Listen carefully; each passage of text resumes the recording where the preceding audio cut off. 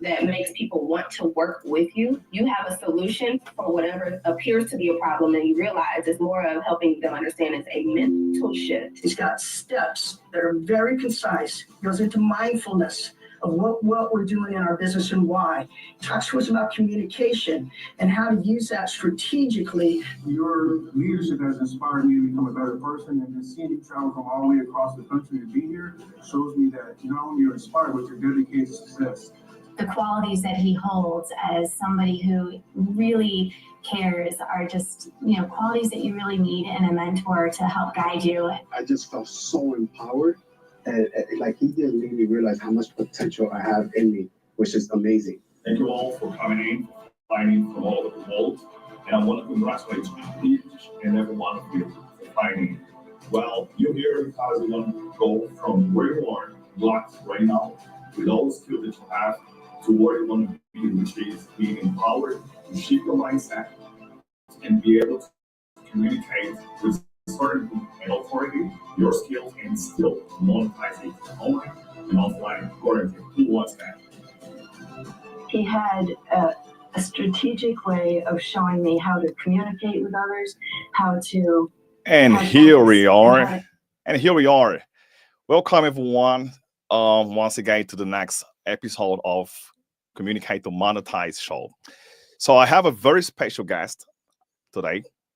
I'll be introducing him like very soon, and I really know that I'm sure that you will all learn a lot from him.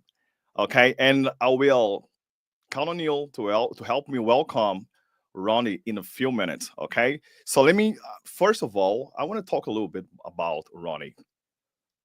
Everything he's been doing, he's already here with us. Welcome on the show, Rondi.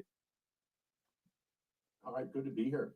Good. Good to be alive. So I was watching your pre-show, and I was at that event where some of your footage was recorded, where you presented to the group life-changing information. And I saw the back of my head. Right. Hard to miss the 6'4", 250-pound dude with shaved head and a beard. And that was 2 weeks before I had my heart attack.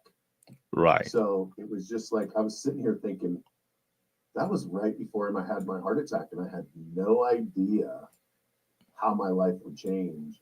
So it was really, I'm a loss for the word that I'm thinking of, but it was gratitude, right? Gratitude is one of them. Yes, gratitude is definitely. Every morning I wake up, that's the first thing I do is I pray and thank God for all the wonderful things in my life, and then before I fall asleep, I do the same thing. So I try to be grateful all day long. So I interrupted. It's okay. It's actually it's okay.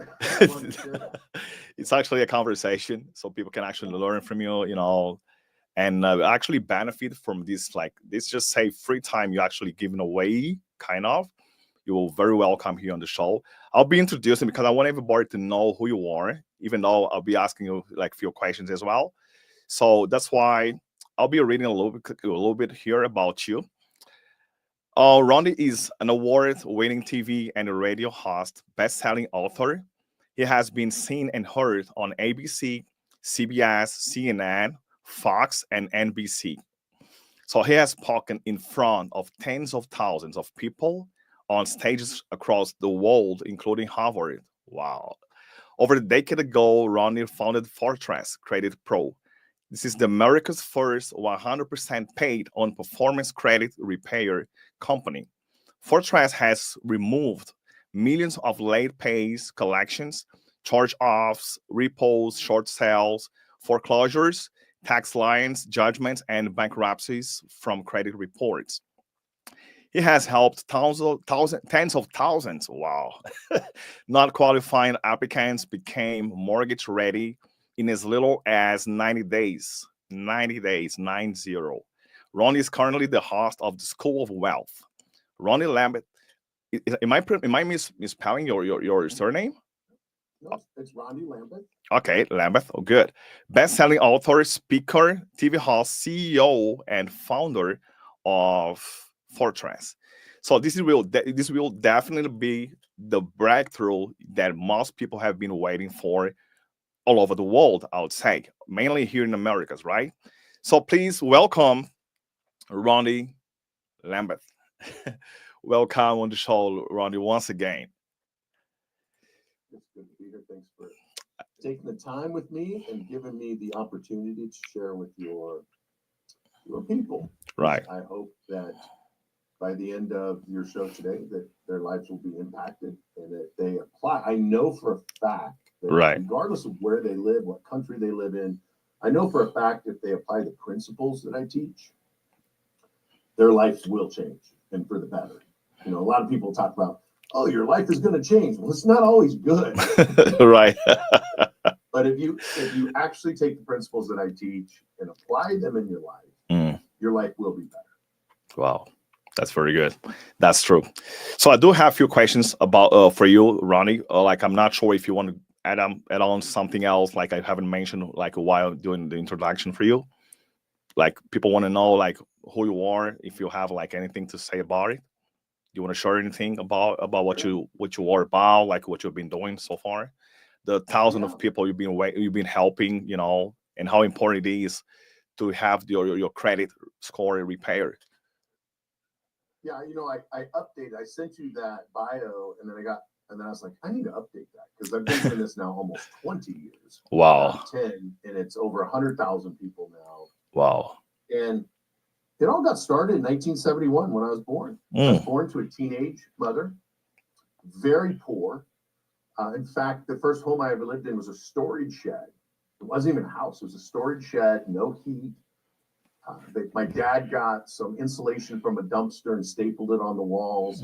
And there's a picture that I have with my mom. It's the only picture that I have with my mom as a child.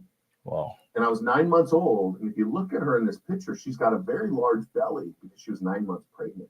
Wow. A month after that picture was taken, she gave birth to my brother, Jeremy, who's 10 months younger than me.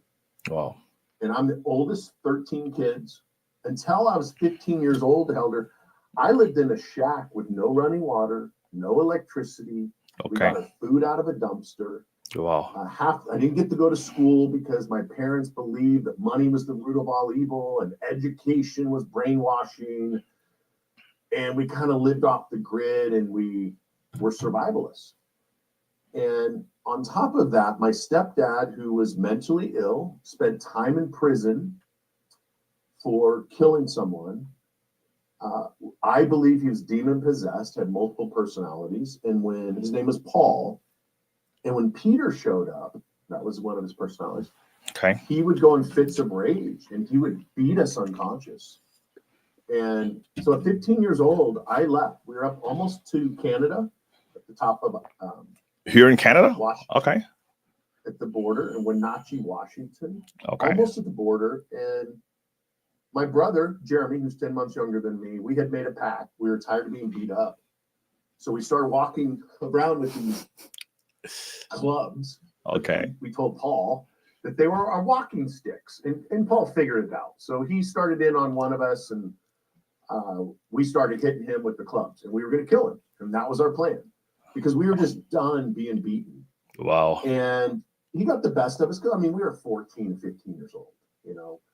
So, and I was little when I was a kid. So he gave us a choice, and he gave my mom a choice. Either she could leave. I'm the oldest of 13.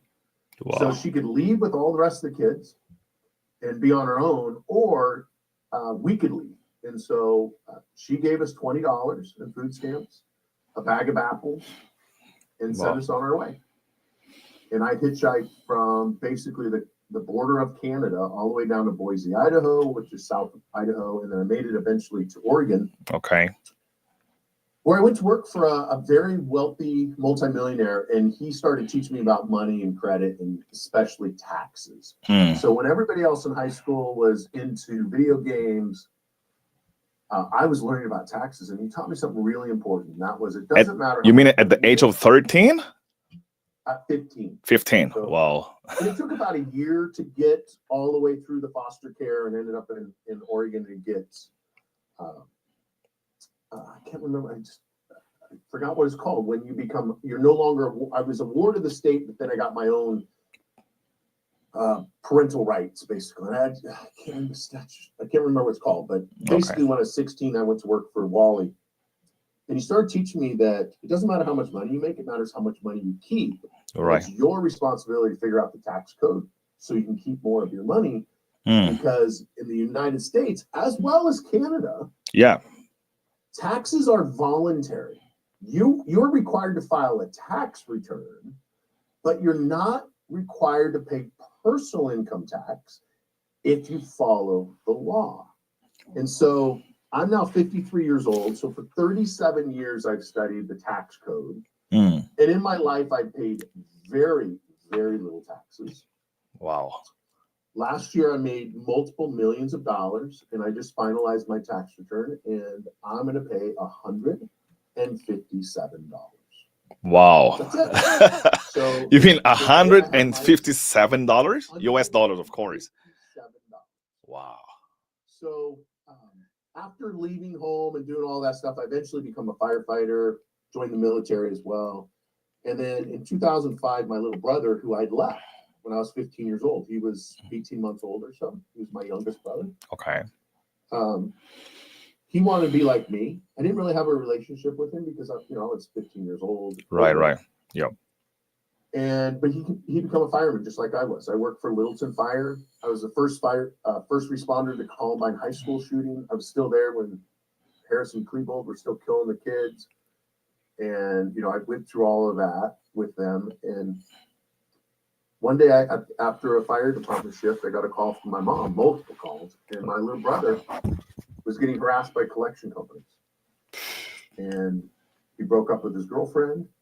He felt like he was a loser. He could never make a difference. And he took a gun and shot and killed himself. My God. Over a couple $1,000s of collections. And unfortunately, it's almost 5,000 people a year in the United States kill themselves over credit-related issues and money issues. My God. So I left the fire department. I created a nonprofit in 2007, and it was started to help people with credit issues. And in 2008, I met our mentor, our mutual mentor, Joel Bauer, and he taught me how to turn that into a real business and not just a nonprofit. Yeah, Joel is amazing. When it's a nonprofit, is you're limited how many people you can help. Wow. You don't get funding. Yeah. So through Joel's mentorship, I turned it into a very substantial business. In fact, we're the most successful. One of my businesses, most successful paid on results credit. Okay. I still do the tax thing. That's my passion. Right. I do a lot less credit repair stuff because I have a whole team that does it, and I'm not really doing it now. Right. This is my 18th year. Wow. My passion now is helping business owners legally reduce their income tax to zero so they have more money to pay their employees, more money to spend on their children, more money to build their assets. So that's a little bit of my story. Yeah, of course. But because we do have questions for you, so we're going to go actually and move on with the questions. And the first question actually is a very interesting one. I know you already know that. How to maximize credit score. I think it's like one of the biggest problems and concerns for everyone, or pretty much everyone. Because we know how the financial industry works, and if you don't have a good credit score, you basically cannot get anything. So how can people go from a bad credit to a good credit and still maximize this credit score? I know you're the path. You're the bridge, right? Your credit score is the most important number in your financial life. It determines how much you pay for interest. Everybody knows that. Right. You can get no interest loans, good credit cards. But what people don't realize is it also determines how much you pay for gas, for groceries, for electricity, for insurance. I'll prove it to you. If you go to a gas station here in the United States, it's about $3 a gallon now. Right. If you pay with cash, check, or debit card, it's $3 a gallon. If you pay with a specific type of Visa card or American Express card, you get 5% off. So instead of paying $3 a gallon, you're paying $2.85. Now that might not seem like a lot. I mean, big deal, 15 cents. Yeah. Well, tell that to the people who sit in line for 20, 30 minutes at Costco just so they can save 10 cents a gallon. So when you have great credit, it opens up opportunities. 0% financing. I have clients that buy homes, Helder, with credit cards. And then they get 0% financing for 2 years. And instead of getting a hard money loan to flip that property, they use a credit card at 0%. Wow. And then they sell it, and it doesn't cost them anything to finance that home. So how do you maximize your credit cards or your credit scores? Right. The number one thing to do to maximize credit scores is you must understand and how to use credit cards. Credit cards are the most important thing on your credit report. They are the most important thing to your credit score. In fact, it's 80% of your credit score is based on your credit cards. So here's the magic formula. If you got something to write down, write it down. If you're watching it, if you're live now, Right. pen and paper, because you're going to need it. If you're watching replay in the future of this, pause it. By the way, I got my pad here. I can take notes. So you know, it's okay. 3 credit cards. Write this down. I want you to write something down. Okay, cool. This because I like people to see it, and since you got your pad, I won't turn mine on. Sure, no problem. 3 credit cards minimum. 3? 3 credit cards minimum. And this applies to Canadians as well because they use Okay. The FICO credit score as well. So everything I'm teaching is based on FICO. I'm a FICO certified credit professional. There's less than a dozen of us in the United States. Okay. I go to training every year on FICO. So everything I'm telling you is not some hearsay. Right. It's directly from the mouth of FICO. It's official, right? 3 credit cards minimum. You must use those credit cards every month. It's kind of like weight training, Helder. Oh, yeah. Just because you have a gym membership doesn't mean you're going to be healthy and strong. You have to go and use it. Right. And you can't just go once a year. You need to go all the time. Same thing with credit cards. Think of credit cards like muscle. Right. If you use them, you will lose them. Right. 3 credit cards. Yep. Next, you must use them every month. The third part of it is you never spend more than 5% of your credit limit. Wow. Known as credit utilization. 5%. So 5%. If you have a $1,000 credit card, you can't spend more than $50. Because if you do, your score will come down. Now, what if it's $1,000 and your bills are $1,000 and it's maxed out? You're going to lose 165 points. You'll go from a 765 credit score to a 600. Wow. Kind of give you an idea, you go from an A to a C minus. Wow. Maybe even a D. Right? So credit cards are important. So 3 credit cards, use them every month. Every month. And never go over 5%. Never spend more than 5%. Right. Yep. What if you do go over 5%? What can you do? Well, you need to know when to pay off the credit cards. If you stay under 5%, then you just pay off the credit cards on the due date. If you are not paying off your credit cards in full every month, you need to stop using those credit cards. Okay. Okay. Plain and simple. Just stop using them. Stop, because you're just adding to that debt. Stop using the credit cards and not paying them off. And losing credibility, right? You are. Yeah. If you are paying them off in full and you're overutilizing them, going over 5%, Okay. what you want to do, Helder, is pay it off on the statement date, not the due date. Okay. Dates that matter. When you get your statement in the mail or your electronic version of it, there's a statement date, the closing date. Okay. That's the day it needs to be paid, because the following day is when they report it to the credit bureaus. Okay. And then 2 weeks after, that's your due date. So here's what happens.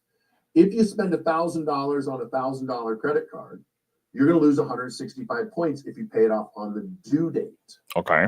But if you paid it off on the statement date and the next day it reports, then the credit bureaus know it's paid off. Okay. Otherwise, they never know the credit card's paid off because it reports on the statement date, which is 2 weeks before the due date. Okay. Okay. That's interesting. By the way, I'm taking notes, right? Yes. I want you to pull out your pad now. I want you to write the two numbers here. I want you Okay. to write 300-850. 300 to 850. Eight, This is the FICO score model. 300 850. 850. No, 300. So write 300, 300. Okay. To Two. 850. 850. Okay. 850. Right. Got it. This is your FICO credit score, also your Vantage 3.0, your 4.0 score. So that's your credit score. Mm. I've never seen a 300 credit score out of tens of thousands of credit reports. They don't really exist. And I've never seen, personally, I've never seen an 850 because they don't really exist either. They're kind of like unicorns. Maybe they exist. There's a few people. Okay. The moment you use your credit card, the whole thing falls apart. All right. So you don't need an 850. Anything over 760 is great. Okay. So here's what I want you to do. Between the zeros on the 300, I want you to put a period. So it looks like 30.0. Like here. Nope, between the zero right there. 30.0. 30.0 and then 85.0. Okay. Got it. Yeah. 30.0 and 85.0. Right. Yes. So and then put percentage signs behind the zeros on the 30. So it should be 30% and 85%. Okay. There you go. Yep. When you have a 300 credit score, that represents there's a 30% chance you'll pay your bills on time. Okay. When you have an 850 credit score, means you have an 85% chance you'll pay your bills on time. Now, is that exact? No, but it's pretty darn close. Right. It's predictable, So right? when you have a 550 credit score, it tells the bank there's a 55% chance you'll pay. If you have a 760 credit score, there's a 76% chance you will pay. Okay. Banks want to see 74% or higher to give you the maximum benefit of your credit. Okay. Anything between 60% and 74% is kind of like banks will loan, but you're going to pay more in interest. Okay. Okay. Yeah. So that's what that number means. So 3 credit cards, use them every month, keep your balance below 5%. You try not to spend, right? Try not to spend over like 5%, right? Good. And if you do, just pay it off early. That's all you got to Yeah. do, pay it off early. On the statement date, right? By the statement date. Great. I got it. Interesting. Now there's a lot more to it, but that's I know. the basics you need to know. This is why we have you here, right? To clarify. So we can go to the next question, right? Unless you have nothing else to add. So our next question is how to minimize the taxes. Another like pain in the ass, right? So taxes, Benjamin Franklin said the only 2 things certain in life is death and taxes. But he didn't have the Internal Revenue Code back in the 1700s when he said that. Our taxes in America and in America as well as Canada. Canada, right? Yep. And in other countries, but not very many of them, we have a voluntary tax system. That doesn't mean that if you owe taxes, you don't have to pay taxes. That's not what it means. It means that you voluntarily report to the government how much you made. Okay. And you can voluntarily pay taxes if you decide to, based on the law. So if you want to reduce your taxes, this is what you need to do. It's really, really simple. You do what the government wants you to do. That's the entire reason for the tax code. It's like follow the rules. 99, what's that? Like follow the rules, right? Follow the rules. You know what the rules are. So 99.9% of the tax code is what they want you to do to reduce your taxes. Okay. So the tax code is 40,000 pages. Only 40 pages has to do with taxing you. The rest of it is what to do to legally reduce your taxes. For example, the government does not want to be in the real estate industry. So if you are a real estate investor, the government says, hey, if you provide clean, affordable housing to people that aren't able to buy their own homes, you can get a tax credit sometimes and always a tax deduction. Okay. So for example, you go buy a $300,000 house, You can depreciate that house over essentially 5 years. If you do cost segregation and some other stuff. Okay. So you're getting a $50,000 to $60,000 deduction. So that means if you have a $300,000 rental and you earn $50,000 a year in income, but you have $50,000 of depreciation, at the end of the day, you don't owe any taxes because you did what the government wanted you to do. Right, You right. provided housing. What else does the government want you to do? Every politician talks about jobs in the economy. Right. If you produce income or produce energy into the economy by having a business and by employing people, the government rewards you by giving you tax deductions and tax credits. The other thing the government wants you to do is spend money on energy. If you invest in oil, silver, gold, or in lithium mines, if you invest, you almost always get a tax credit. So, for example, you could go and put $100,000 in a oil drilling rig, investment, get $100,000 credit. That means the government gives you $100,000, and then the income you receive from that is tax-free. So the key to minimizing your taxes is to do what the government wants you to do. Okay, just follow the rules and the recommendations from the government, right? Just do what they want you to do, and they will then. Now, what else can you do with this? So once you understand the Internal Revenue Code, the IRC tax code, right, and you understand it, you simply just do what they want, and then you don't have to pay taxes anymore based off of the law. Now, what I've done is I've combined the Uniform Commercial Code, UCC, which is what regulates commerce in America and all business in America, right, with the Internal Revenue Code. I've merged them together, and this is how my clients can make millions and millions of dollars a year. I have clients making $2 million a month. Wow. And pay zero personal income tax. Wow. Not one penny. If you understand how to merge your corporate structures in with the Internal Revenue Code. And it's not by just having an LLC and an S Corp or a C Corp. It's by having all three of them combined together in a big structure.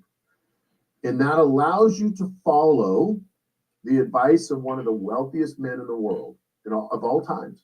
Much richer than Elon Musk, by the way. He was our first American trillionaire. Wow. If you apply inflation. And his name was John D. Rockefeller. Oh, Rockefeller. Okay. Now, it's been 100 years since his death, and yet his family is still the richest people in the world. Wow. They just don't go in the Forbes magazine and tell everybody how rich they are. But Rondi, tell me, why do you think that there's still a lot of people struggling with not only with the taxes, but with the credit score? What's missing? What's wrong, on your perspective, of course? It's really simple. I think it's our education system. Okay. So when I said that in order to reduce your taxes, you follow the tax code.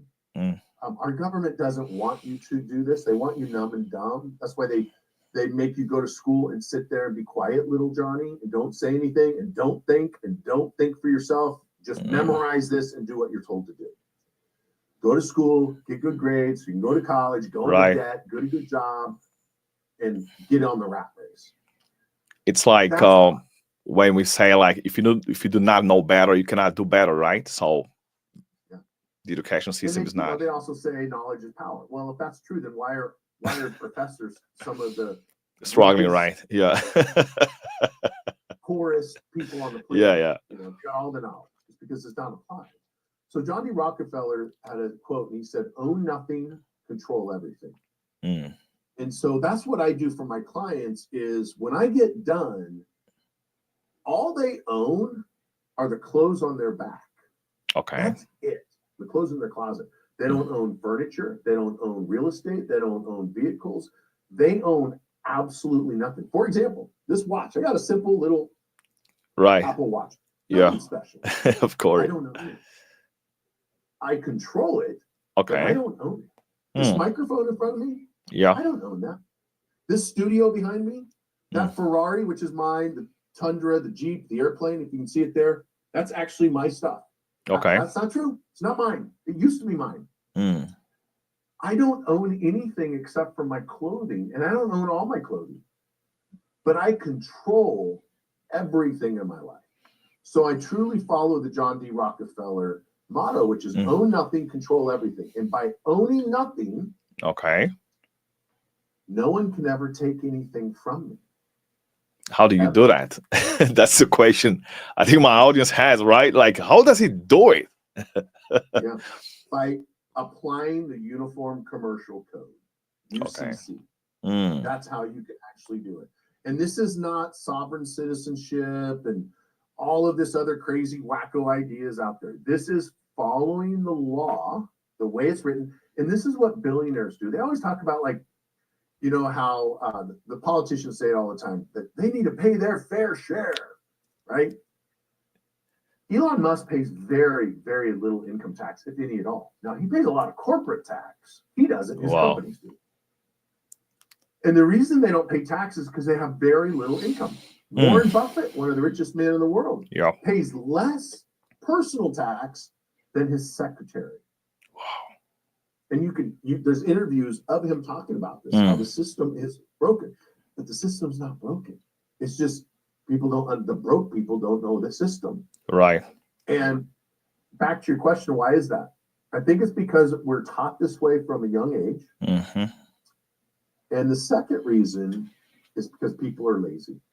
Yeah. They would rather know all the stats of football players and basketball players and baseball players and hockey players. They know how many misses, how many saves. And they can give you all the stats.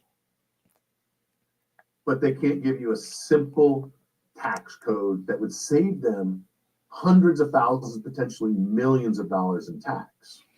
That's like, this is gold, you know, like, and I want everybody actually watching live right now, even those who are going to watch the replay.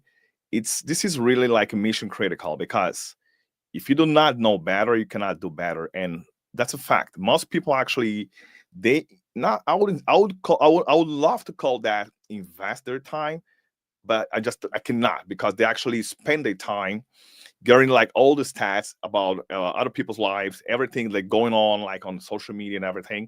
They just waste their time instead of investing their time to learn more and better, so they know better and can do better. That's key. So they become like lazy because they don't want to be mentored. They think like, oh, I don't need to be mentored. Like, I don't need a mentor. I don't need anyone to guide me, you know, to help me, take me from where I am to where I want to be potentially. You know, so that's like really, really mission critical. You know, and I want everybody like watching right now to really like think about it. Yeah, think about it. Yeah, it's all about laziness and ignorance. Yeah. And I'm not saying people are stupid. You know, some people get offended by that. You know, yeah, they're not. That's their problem. It's not my problem. Because they're ignorant. There's a lot of things that I'm extremely ignorant about. You're right. Like a lot. Me too. I'm ignorant about. Yeah. But when it comes to taxes and credit and finances, I am not ignorant at all. Yeah. I'm educated. Now, I'm not the most educated. That's why I study over an hour every single day. Every day, I read my UCC books, and I read tax code, and I read case studies. For example, there was a very important case that went in front of the Supreme Court in July 2024 that talked about the buy-sell clause. You know, Elder, you could create a company and you could put all of your family members in it. This is one of the things I do. Right. I have a client right now that's got 4 children. It's him and his wife and 4 children. So there's going to be 6 people. 6 people, right. In his C corporation. And his company's worth about $250 million. When they sell it, they won't have to pay any taxes on the sale of that company. Okay. Because the way we have it set up in their C corp. No taxes at all. Whereas if you don't follow the law, he'd be paying 50% in tax. 50. You know, in California, you make over $1 million a year. What do you think the tax rate is in California? The brokest state is burning down. Oh yeah. has the most amount of homeless people. Mm. What do you think the tax rate is? It's very similar to Canada's. But what do you think the tax rate is? If you make $1 million or more in California, how much do you pay in taxes? Have no idea. 68%. Wow, 68? 68%. That's crazy. And if they followed my advice, they pay zero. Wow. And sleep like a baby at night and never have to look over their shoulder and worry. Right. Because everything we do, and I show them, is 100% compliant. We're just applying the law. Wow. So that's how you minimize your taxes. Understand what the government wants you to do. Yep. And then do what the government wants you to do. And you no longer have to pay personal income tax. Great, great. By the way, guy, everyone watching right now, like if you have questions, you can actually put it in the chat. I can actually control it because I have the 3 like monitors here. So while we keep on like with Rondi, like to the next question, if you have questions, please put in the chat so Rondi can actually reply, answer in detail as he's already doing right now. And this brings us to the third question: how to multiply the assets. Oh my God, I cannot wait. So we do that by Oh my God. maximizing credit scores. Yeah. That's really important. And then minimizing the taxes. Once you have incredible credit, you have great credit, you can now get incredible financing to Okay. use other people's money, aka the banks, Mm. and sometimes 0% interest. Okay. So you're able to multiply your assets because you can get 0% loans or very low interest loans. And because you're saving, if you're in California, you're saving 68% of your income now is saved from the theft of taxation. Yep. You now have more money. And because you have great credit with low financing or low interest offers with more money, you now can multiply it into assets. And the assets that you buy are income producing, tax depreciating assets, as in real estate or other businesses, Okay. or investments like oil, gold, etc. And there's other investments that's tax free. Okay. I'll give you another example. Tax liens. Every county in the United States has a tax lien program. These are people that got behind on their property taxes. The county will pay you between 10 and 18% guaranteed tax-free. Guaranteed tax-free. And almost all of them are redeemed. So somebody gets behind, they get 2-3 years behind on their taxes. The county needs the money, so you loan them $100,000 to the county, and then the person eventually catches up their taxes, and now you make $18,000 a year for 3 years. Okay. Tax-free. And then you take that money and you reinvest it. And that's the key, is increase your credit, reduce your taxes, and you can maximize your assets. Wow. By the way, we actually already receiving few questions here. Awesome. Great. I know you cannot see like live right now. JM has a question. I think he means, or he or she, how to lower my taxes income if my income is all W-2. I'm not sure what he means. You got it? You can't. Here's the thing. If you're W-2 only, yeah, the only thing you can do is you can contribute to the 401k racket. Okay. You can contribute to the IRA. And here's why I call it rackets. Because the government, when they want your money, they just change the rules. He who holds the gold changes the rules. So I don't like retirement accounts specifically because if you're relying on the government keeping their word, you're a fool. Because the government's never kept their word. Ever. About anything. Just ask the Native Americans in America. Or in Canada. So there's nothing really you can do as a W-2 employee now, except for starting a business. Okay. Even if it's a side hustle. And I don't really like calling it side hustles. It's like the side chick. Yeah, it's a business. Business is business, right? A legitimate business to make money. Because if you start a business and attempt to save money on taxes, that's called tax evasion. It's illegal. You have to start a business and attempt to make money. As a W-2 employee, if you started a business that managed short-term rentals, like Airbnbs, Right. or VPRO, or whatever, however you want to do it, and you never rent it more than 7 days at a time, then the losses from the house, from the real estate business, offset your W-2. And that's about the only way you can offset W-2 income. Okay. So you buy a short-term rental, you personally manage it. It now qualifies you as what's called a real estate professional. Okay. Then you can take the home price minus the land and divide that by 5 years, essentially. There's a little bit more math in there, but just for the sake of ease, you buy a $500,000 beachfront condo. There is no land. So you take that full $500,000, you divide it by 5 years through a cost segregation report. That's a $100,000 loss per year. So now you can earn $100,000 per year as a W-2 employee and pay 0 taxes. Then you take the savings, the $30,000 that you saved, and over that 5 years, you now have $150,000 saved. You buy your second rental, your third rental, your fourth rental. And within a few years, you have enough rentals that you can quit your W-2 job if that's what you want. Okay. So that's one. And that's, Helder, that's the only way to save money as a W-2 employee. I shouldn't say the only, but that's about it. There's not a whole lot more you can do as W-2. Right. Well, Got to be a business owner to save. you're gonna be a business owner. Wow. I think he or she is happy. You just said thank you. Good. Very good. Everyone can actually post your questions. You can put on in the chat your questions while we have here the big Rondi here, answering all these questions that we all have. We all want to learn and know actually better, so we don't make all the mistakes that most people have been actually making. You can still put your questions in chat. As I see, is people just don't pay attention to their credit. They don't pay attention to their finances. They don't pay attention to their taxes, and they live their entire life paycheck to paycheck.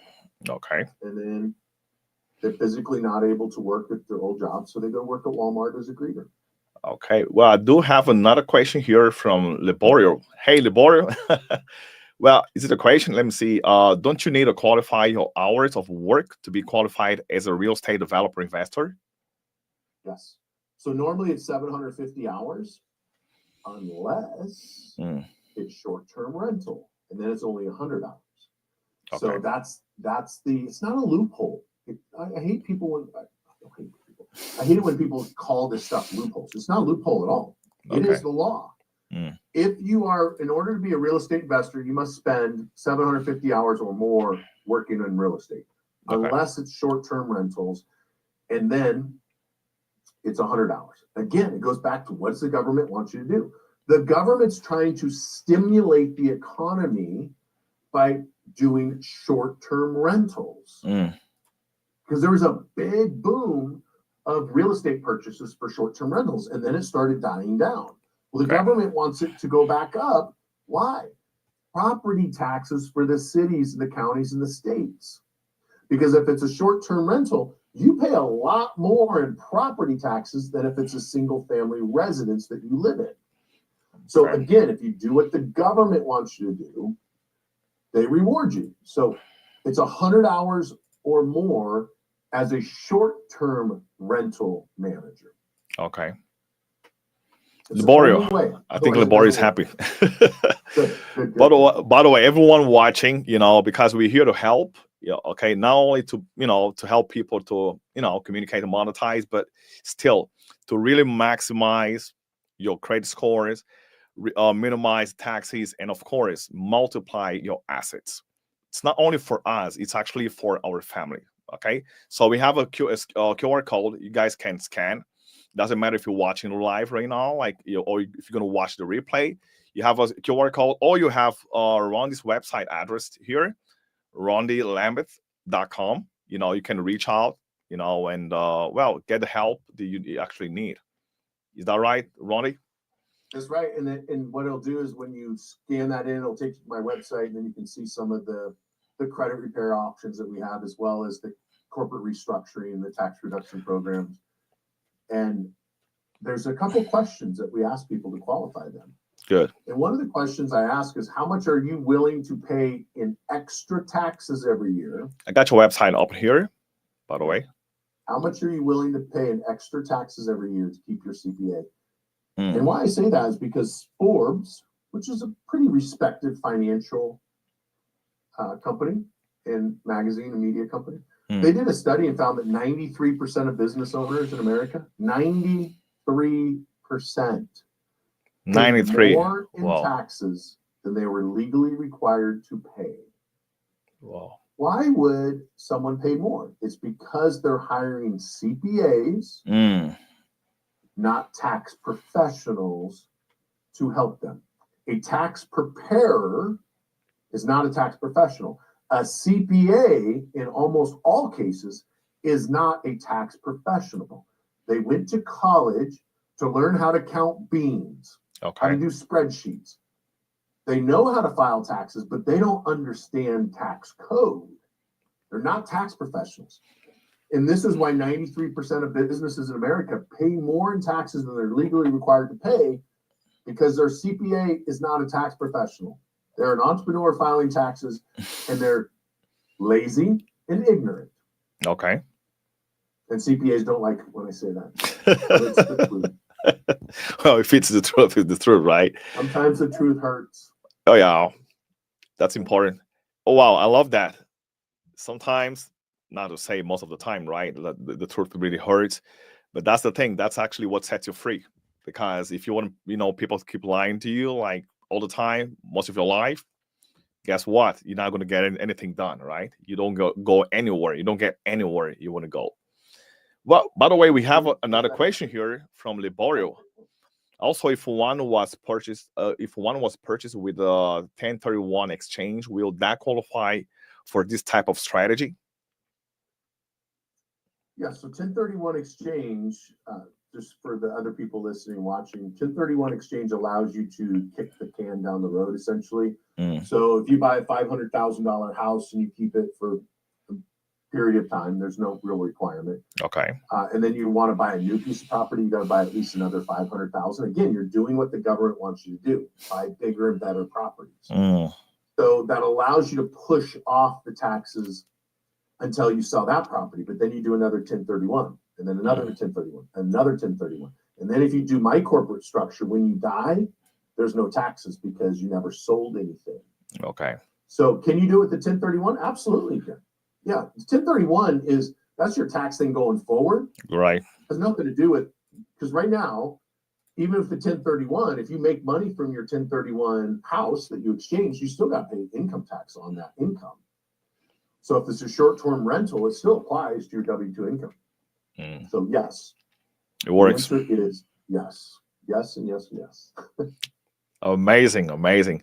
By the way, do you recommend people like watching right now that they not only go to the CPAs, but they actually get a mentor to mentor them, like to take them from where they are to where they want to be? Just like you've been doing, I've been doing that too, but in a different field, of course, empowering people, to communicate and monetize their skills. But you have been helping people with the credit scores, like to multiply the assets. Like, what's your vision, and what's your best recommendation or advice in terms of someone having actually a mentor, to potentially reduce the learning curve? Yeah, part of the problem with the Internal Revenue Code is it's all written in legalese, and it can be very difficult to understand.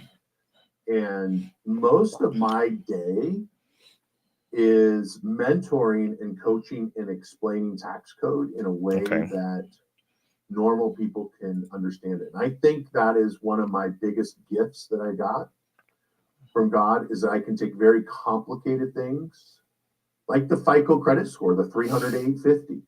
You probably never heard that before. No. And so I'm able to take very complicated things and simplify it so most people can understand it.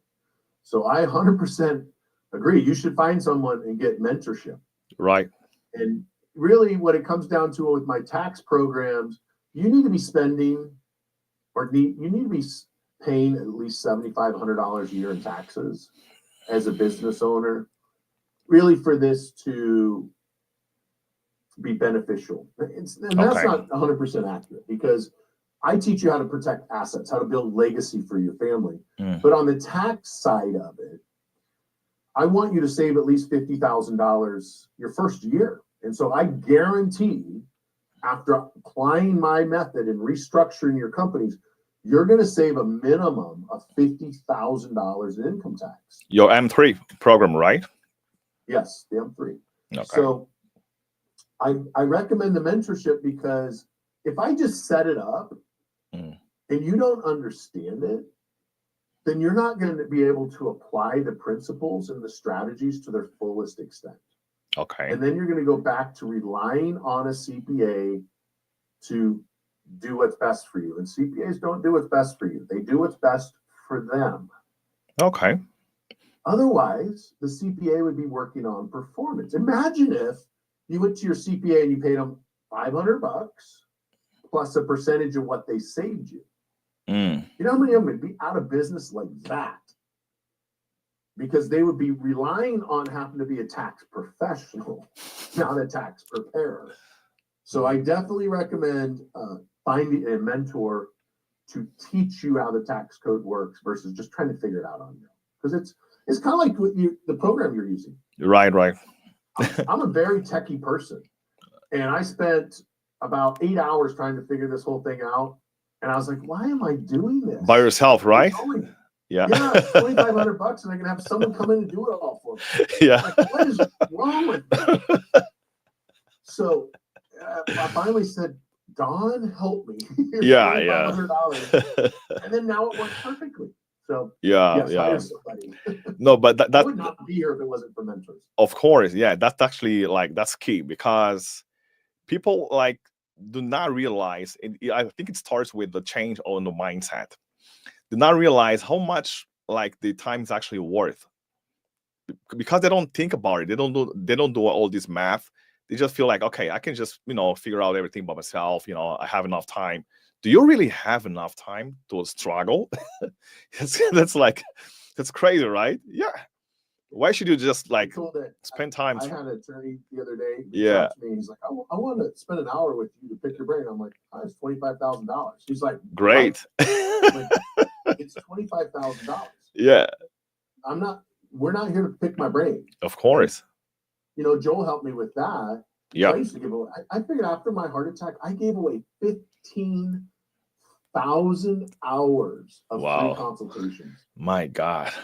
And, you're not paying me nearly $25,000 for this hour I spent with you. Right. But I guarantee you, I'm going to make more than $25,000 from this hour I spent with you. Sure. Well, I only make 15. It's okay. It's all right. Well, the board is enjoying. Yeah, but that's key, because the Joe says all the time, most of the time, we don't have 200 years from now. People really need to start thinking about creating urgency wherever they want to do, where it is they really want to do. Having a mentor is mission critical for those who really want to go to the next level, and they don't want to waste time struggling. I've learned so many things here now, about the credit cards. Remember, I'm not a finance professional. I'm not an expert in credit. You are the credit expert here. I specialize on communication to monetize skills, but you are the expert here, and I'm learning from you. Even though I did not invest the 25K, right? But I'm learning. People watching live right now, Liborio, we have Liborio, and many other people here watching live. They're learning. People who are going to watch the replay, they're going to learn. But that's the thing. We all get information from different sources. But what really makes the difference is when we actually go for it. We go out there and look for help, and we take action. Most people do not take action. They just feel like, okay, I'll do it later. And I keep telling people, later becomes never most of the time, right? Mm-hmm. Do you agree with that? I do, you know, and I Yeah. see that at the events. I speak at a lot of events Right. all over the world, really. And some of these events I go to every year, and I see the same people there year after year, Yeah. in the same clothes, in the same car, in the same mentality. Obviously, you know what I'm saying. With that. And I got you. And Yeah. and if you've ever been to these types of events, you know what I'm talking about. I call I them know. the groupies, Right. the convention groupies. Mm-hmm. And they're going there. There's great information, but they're not applying it. So the thing I would add to that is you need to hire a mentor that's going to hold you accountable. Yeah. And not just charge you a monthly fee to do a coaching session with you. Mm-hmm. That's why I don't do coaching. I do mentorship, because I'll fire people if they're not. If I don't care if they're paying me or not. If they're not actually applying what I'm teaching them and doing their homework, I'll just say, look, this is not working out. Yeah. And here's your money back. Because I don't want to waste my time with people. Sure. They're not actually applying it. So if you do hire a mentor, make sure that person's going to hold you accountable. And then make sure you actually do what they help you understand and teach you to do. Right. Otherwise, it's just a waste of time and money. Exactly. And what will happen is it will actually lower your self-esteem. And your track record as well, you know. Yeah. As a mentor, Yeah, right? you're not keeping the promises that you make to yourself. And that's what most people do, is they don't keep the promises they make to themselves, unfortunately.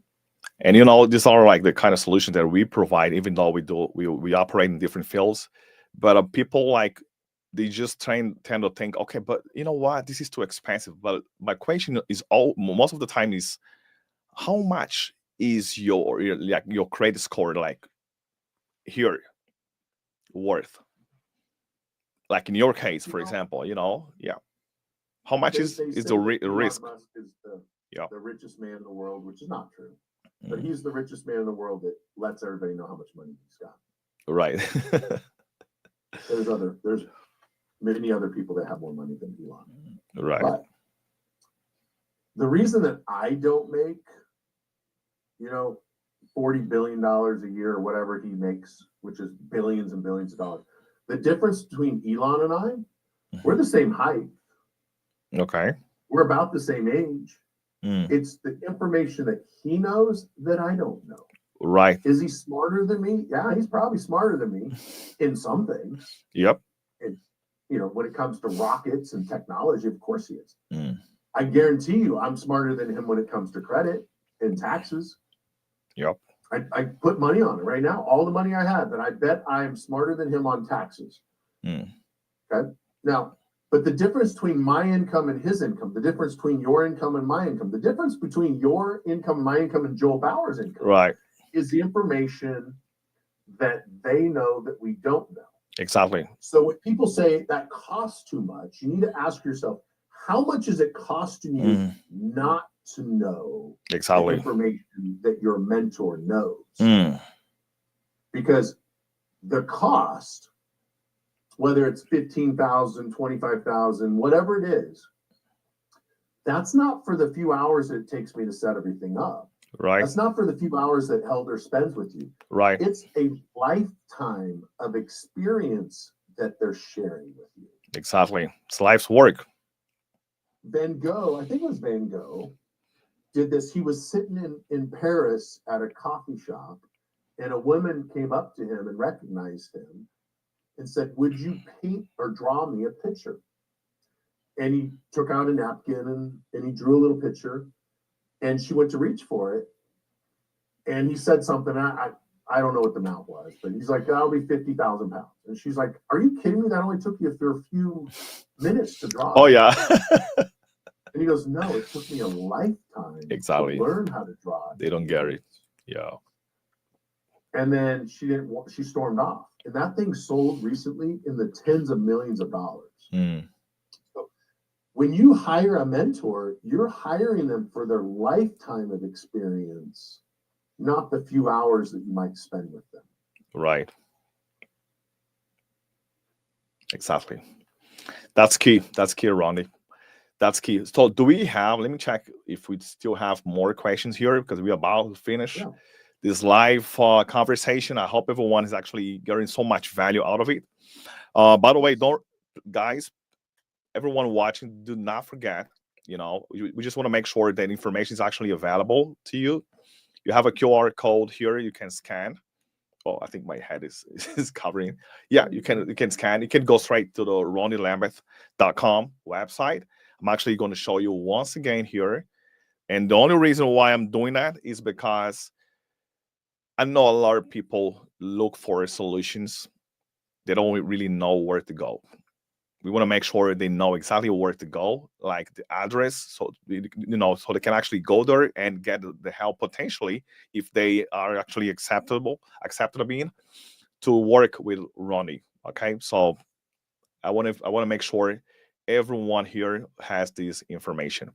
So in closing, Rondi, do you have any other considerations you want to share? Anything you want to, and maybe the best advice you have already right now? It's 2025. Most people got the information, maybe like or a similar information like 5 years ago, 10 years ago, but they never really implemented. Your final words. My advice, my phrase is: it doesn't matter how much money you make. It matters how much money you keep. Right. Wow. Love that. You just apply that to everything because it applies. I mean, everything, your credit, everything. Yep. Yeah. Doesn't matter how much you make. It matters how much you keep. Yeah. That's true. And that's deep. Everybody wants a piece of it. Yeah. Wow. It was amazing. Thank you so much, Rondi, for your time. I know we had a great time, and it was a pleasure. I think you will be coming back. I think I have comments here. Okay, thank you, Bob, for your time and sharing your expertise. That's laborial. And JM. Okay, good. That was good. All right. Rondi, once again, it was a pleasure. Thank you all, for watching this live, even those watching replay later on. But please make sure you really implement. Having information, it's not everything unless you really implement. I keep saying, learn, implement, and grow. So you can learn everything. If you do not implement, no results show off. No result, no growth. So you guys make sure you do that, and then see you in 2 weeks from now. The next show will be announced. Thank you so much, Rondi.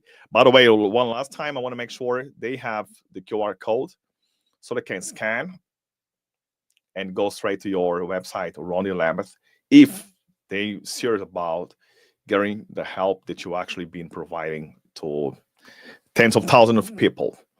Thank you, Rondi. It was a pleasure, and we will end our broadcast right now of the Communicate to Monetize show. Thank you, and see you next time.